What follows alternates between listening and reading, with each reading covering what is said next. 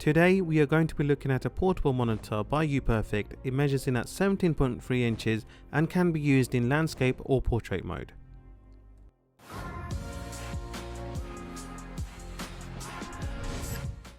Hey guys, my name is Khaled and welcome back to another video. Just a quick disclaimer, this product was sent out by Uperfect, but I'll be providing my honest and unbiased feedback.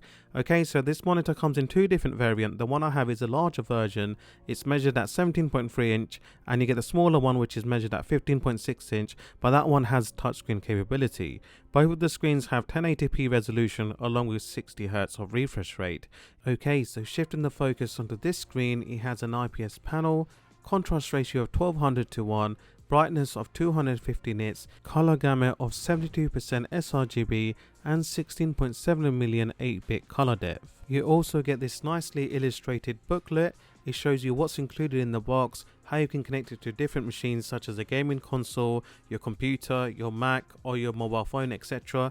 So if you're unsure, definitely give this a read. The instructions are clear and will get you started in no time.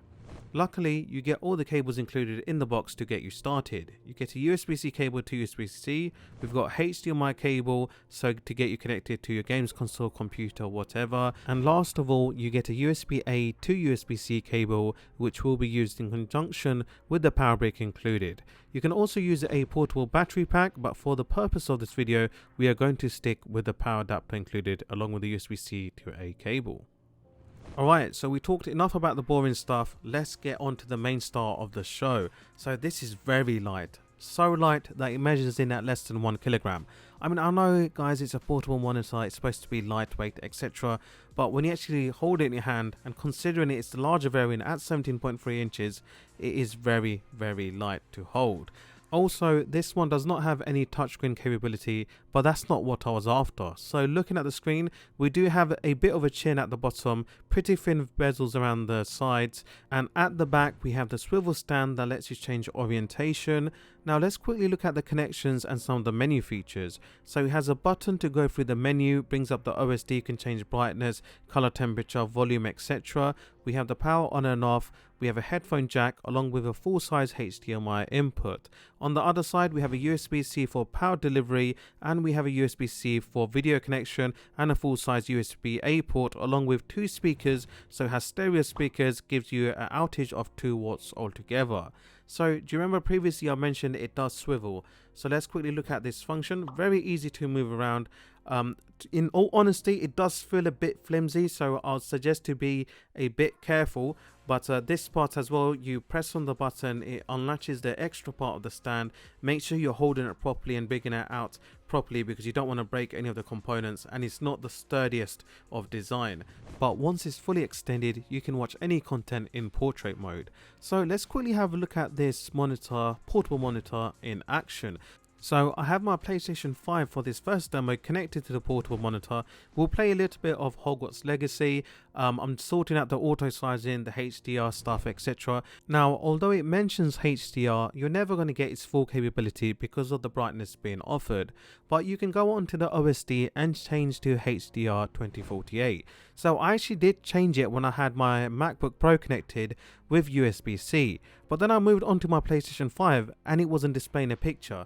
At the moment, I was thinking, oh god, what's happened? Something's not working with the monitor. But obviously, the supplied cable with the portable monitor didn't have enough bandwidth. I believe it was a 1.4 cable. Just use the cable supplied with your PS5 and it should start working again. So when you bring up the OSD, you can change your color temperature, different brightness, contrast ratio. You can put power saving mode on and do general setup stuff. Okay, so I'll be quiet for now and you can see the sound being projected from the monitor itself.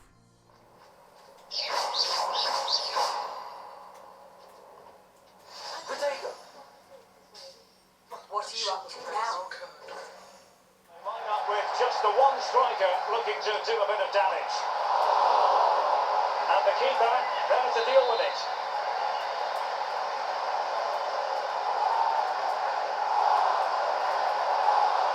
Hey, wait a minute. Just a quick shameless plug. If you want to see more short form content, more reels, more behind the scenes, then do remember to follow me on Instagram at CarlosTech.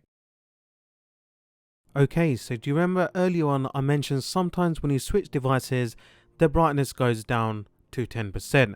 So the previous screen was at 100% brightness and this one is currently at 10%, just to show you the difference and how it looks.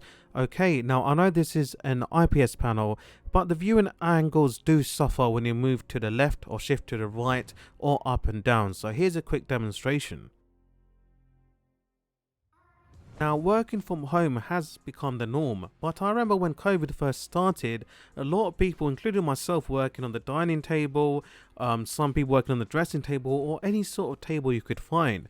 So this will be the perfect companion for your laptop or if you're working from home. On your day-to-day run, you can use Word, PowerPoint on the landscape mode, but if you use a lot of spreadsheets, if you're a programmer, or if you just want to view YouTube shorts or browse websites, then you can have it in the portrait mode, and the viewing experience is actually quite good.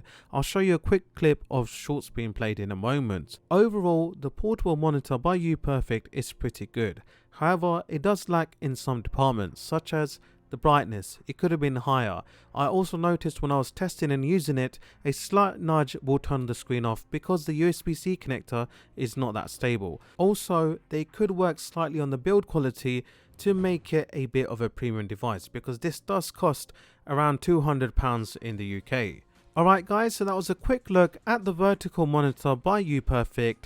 Let me know what you thought in the comment section below. If you want more videos like this, don't forget to hit the subscribe button. As always, stay safe. I'll see you in the next one. Peace.